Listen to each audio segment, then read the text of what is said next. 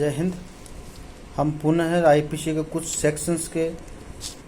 धाराओं के संबंध में चर्चा करेंगे, जिसमें से सर्वप्रथम करते हैं धारा सेक्शन 332 जिसमें बताया गया है कि लोक सेवक को अपने कर्तव्य से भयोपरत करने के लिए स्वेच्छा उपहित कारित करना। यानी कि जो कोई किसी ऐसे व्यक्ति को जो लोक सेवक हो, उस समय जब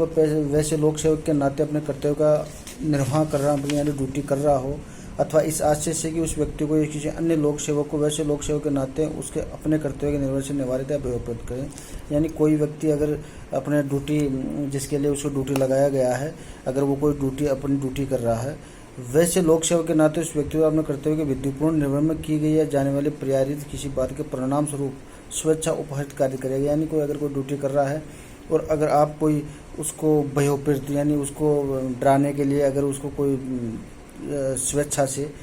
कोई हट करते हो या उसको किसी प्रकार की मामूली चोट पहुंचाते हो, तो वो अवधि 3 वर्ष तक की कारावास की हो सकेगी और जुर्माने या दोनों से दंडित किया जाएगा। ये धारा 332 में प्रावधान है। आगे चलते हैं धारा 333 में बताया कि लोक सेवक को अपने कर्तव्य से भयोपरत करने के लिए स्वेच्छा से घोर उपहित कारित करना। यानी जो सेक्शन 332 में बताया गया था कि अपने ड्यूटी के दौरान किसी लोक सेवक को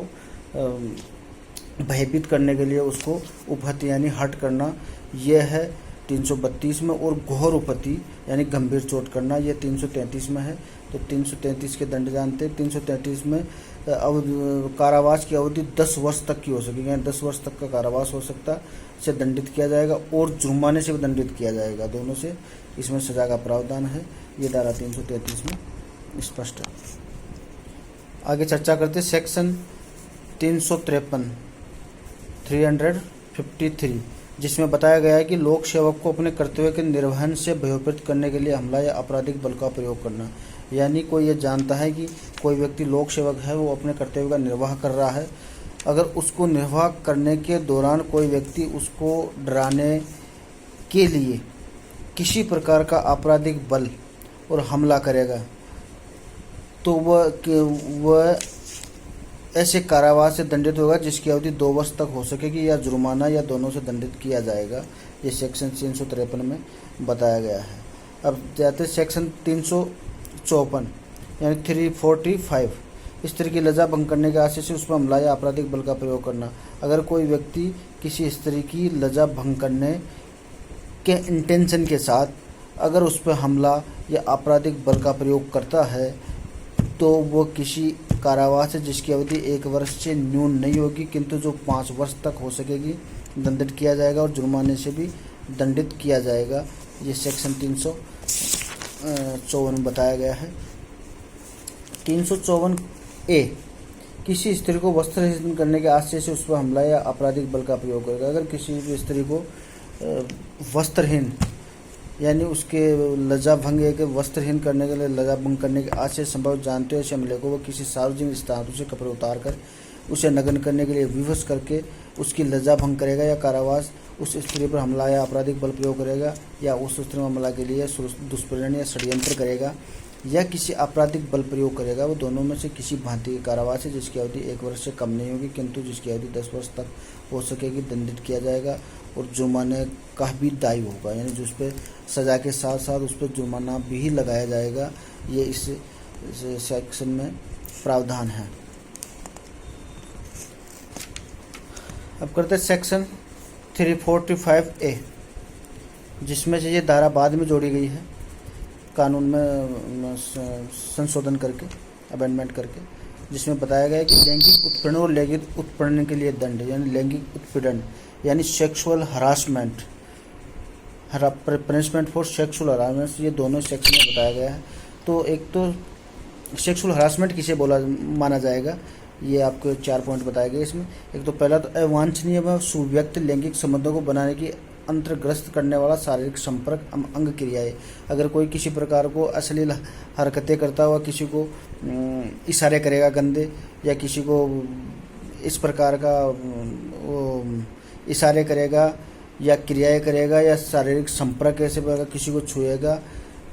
तो वह भी इस धारा के अंतर्गत आएगा। सेकंड है यौन स्वीकृति की मांग या अनुरोध, अगर किसी स्त्री से आप सेक्स संबंध बनाने के लिए अगर उसको किसी प्रकार की मांग या अनुरोध करोगे तो वो भी इस धारा में अपराध माना जाएगा। थर्ड है स्त्री की सजा इच्छा के विरुद्ध अश्लील सहायता दिखाना, यानी किसी स्त्री की लेडीज़ की इच्छा नहीं है और उसके बावजूद भी आप मोबाइल पे या अपने लैपटॉप पे या ऑफिस पैलेस पे या किसी बाहर एकांत स्थान पर अगर किसी स्त्री को अश्लील साहित्य दिखा रहे हो तो भी आप इस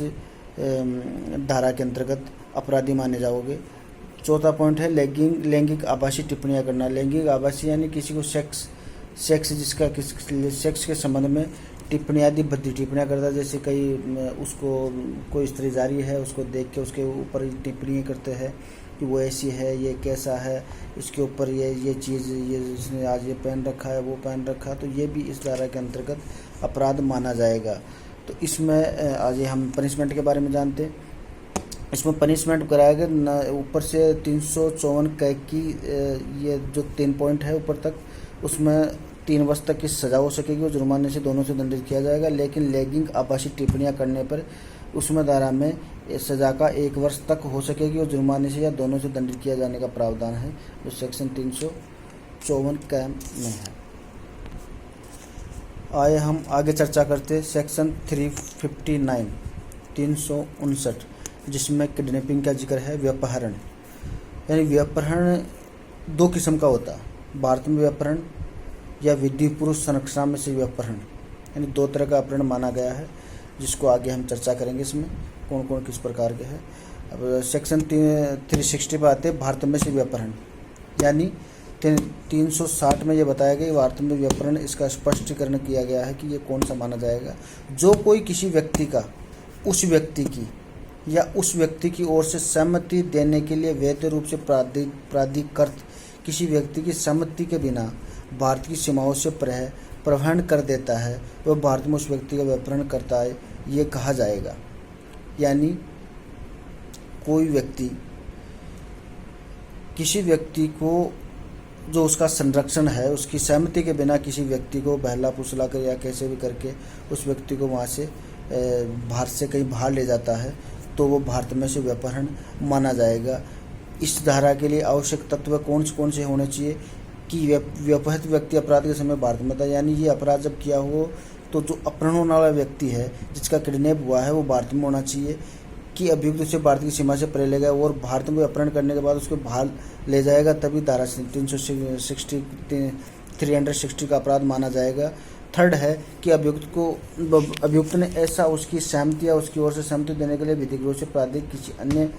की सहमति के बिना ऐसा किया, यानी किसी से उसे सहमति उसको बाहर विदेश ले जाने के लिए, बाहर से बाहर ले जाने के लिए किसी की सहमति नहीं ली है, तो ये धारा 360 का अपराध माना जाएगा। अब आते धारा 361, जिसमें बताया गया विधिपूर्ण संरक्षण में व्यपहरण, यानी गार्जियन, किसी गार्जियन है जैसे किसी की माता पिता है, वो बच्चा उनके अधिकार में है, उनके संरक्षण में है, या कोई संस्था है जहाँ बच्चा है उस संस्था के किसी मालिक के संरक्षण में है, यानी किसी प्रकार का संरक्षण उसके हो, उसमें से किडनैपिंग करना उसकी सहमति के बिना, जिसमें से स्पष्ट ये कहा गया है, आयु समझते हैं। जो कोई ऐसे अप्राप्त व्यय यानी जो नाबालिग हो, यदि वह नर हो तो 16 वर्ष से कम आयु का होना चाहिए, और यदि वह नारी हो तो 18 वर्ष से कम आयु वाली को, या किसी विकर्चित व्यक्ति यानी किसी पागल टाइप के व्यक्ति को, जिसको सोचने समझने की पावर नहीं हो, जिसका मानसिक संतुलन ठीक नहीं हो, ऐसे व्यक्ति को, ऐसे अप्राप्त व्यय विकर्चित व्यक्ति के विधिपूर्ण संरक्षण की संरक्षणा में से ऐसे संरक्षक की सहमति के बिना ले जाता या बहका ले जाता, वैसे अप्राप्त व्यय या ऐसे व्यक्ति का विधिपूर्ण संरक्षणा में से व्यपहरण करता ये कहा जाएगा। यानी उसको बहका के फुसला के कि आप मेरे पास वहाँ कमरे पे चलिए, वहाँ आपके लिए बहुत अच्छा खिलौने है, बहुत अच्छा खाने पीने का साधन है, वहाँ आपको अच्छा रहेगा, आपको अच्छा लगेगा, इस प्रकार के अगर किसी को बहला फुसला कर वो अगर ले जाता है तो वो धारा 361 में का अपराध माना जाएगा। स्पष्टीकरण इसमें से धारा में विधिपूर्ण संरक्षण इस शब्दों के अंतर्गत ऐसा व्यक्ति आता है जिस पर ऐसे अप्राप्त हुए अन्य व्यक्ति की देख रेख अभिरक्षा का बाहर विधिपूर्ण न्याय किया गया हो, लेकिन ये जरूरी है उसके माता पिता हो, लेकिन ये भी माना जाएगा संरक्षण कोई भी हो सकता है जो विधिपूर्ण या अभिरक्षा का भार उस पर होना चाहिए, मतलब उसके पास वो इलीगल नहीं होना चाहिए, लीगली उसके पास अगर वो संरक्षण है तो भी वो इसी चीज़ में माना जाएगा। अब भाई जानते धारा 362 362 जिसमें अपहरण यानी कि अबडक्शन, जो कोई किसी व्यक्ति को किसी स्थान से ले जाने के लिए बल द्वारा विवश करता है या किन्हीं प्रवंचनावश उपाय द्वारा उत्प्रेरित करता है तो उस व्यक्ति का अपहरण करता यह कहा जाएगा। यानी कि अगर बल का प्रयोग करता है किसी को यहाँ से उठाने के लिए, ले जाने के लिए, या कपटपूर्ण माध्यम से प्रलोभन, यानी किसी के अंदर कपट हो और उसको प्रलोभन देता है कि मैं आपको वहाँ ले जाऊँगा, मैं आपको ये दूंगा, आपको ये करूँगा, आपको आपके लिए सुविधा के लिए ये सामान करूँगा, मैं आपके लिए इतने बड़े बड़े वो चीज़ें करूँगा, वो यहाँ से आप चले जाओ, या किसी प्रकार का प्रलोभन अगर देता है तो वो धारा 362 के अंतर्गत आएगा। अब धारा 363 के बारे में जानते हैं, जिसमें व्यपहरण के लिए दंड यानी किडनैपिंग के लिए, पनिशमेंट फॉर किडनैपिंग के लिए बताया गया है। जो कोई भारत में से या विधिपूर्ण संरक्षा में से किसी व्यक्ति का अपहरण करेगा तो वह दोनों में किसी भांति के कारावास है जिसकी अवधि 7 वर्ष तक हो सकेगी, दंडित किया जाएगा और जुर्माने से भी दंडित होगा। यानी 7 वर्ष की अवधि तक की सज़ा हो सकती है और जुर्माने से भी दंडित किया जाएगा, जो कि उस अपराध की प्रकृति पर या उसकी परिस्थिति पर निर्भर करेगा। अपहरण के लिए दोष सिद्धि यानी स्थापित तथ्य के अभियुक्त ने पीड़िता का जो 14 वर्षीय अवयस्क लड़की थी उसके माता पिता को विदेश संरक्षण के अपहरण किया, उसके साथ लैंगिक संभोग किया तो दोष सिद्धि उपयोग, यानी इसमें इस प्रकार का अपराध माना जाएगा। अब चर्चा करते धारा 370 व्यक्ति का दुर्व्यापार यानी ट्रैफिकिंग ऑफ पर्सन, यानी किसी व्यक्ति की ट्रैफिकिंग की जाती है शोषण के प्रयोजन से, इंटेंशन उसका शोषण हो तब तो ये इस धारा के अंतर्गत माना जाएगा। जिसमें एक इसका डेफिनेशन बताई गई है कि जो कोई शोषण के प्रयोजन के लिए पहला धमकियों का प्रयोग करके किसी का दुर्व्यापार करेगा, सेकंड है बल या प्रतिबंध किसी अन्य प्रकार का प्रयोग करके, थर्ड है अपहरण द्वारा यानी अबडक्शन द्वारा, चौथा है कपट का प्रयोग करके या प्रवंचन द्वारा यानी किसी कपट करके या छल करके धोखे से उसके द्वारा उसको ले जाएगा, पांचवा शक्ति के दुरुपयोग द्वारा यानी कोई अगर लोक सेवक है या कोई और किसी प्रकार का उसके पास पावर है कि संस्था का अध्यक्ष है तो वो अपनी शक्ति का दुरुपयोग करके ऐसा करेगा, उत्प्रेरण द्वारा अब यानी उसको वो उत्प्रेरण करेगा, उसको किसी प्रकार के उत्तेजित करेगा कि आप यहाँ से चले जाओ तो आपके लिए ठीक रहेगा, उसके साथ ऐसा होगा तो भी वो इसे व्यक्ति ऐसा करने वाला व्यक्ति अपराधी माना जाएगा। जिसमें सभी के लिए अलग अलग का उसमें दुर्व्यापार अपराध कारित करने के लिए अलग अलग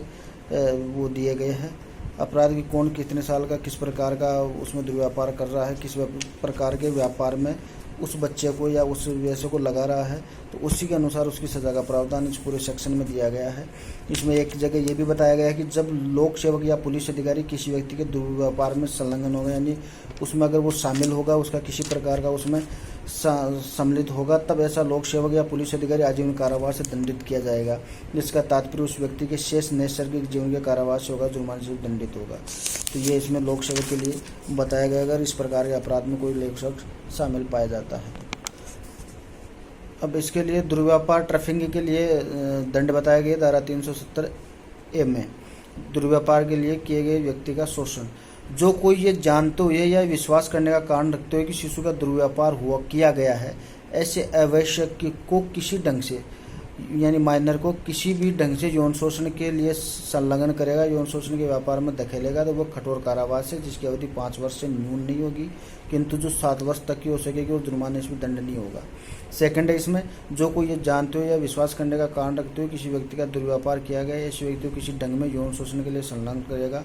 वह कठोर कारावास है जिसकी अवधि 3 वर्ष से न्यून नहीं होगी, किंतु जो 5 वर्ष तक की हो सकेगी दंडित किया जाएगा, वो जुर्माने से दंडित होगा। यह सेक्शन 370A में बताया गया।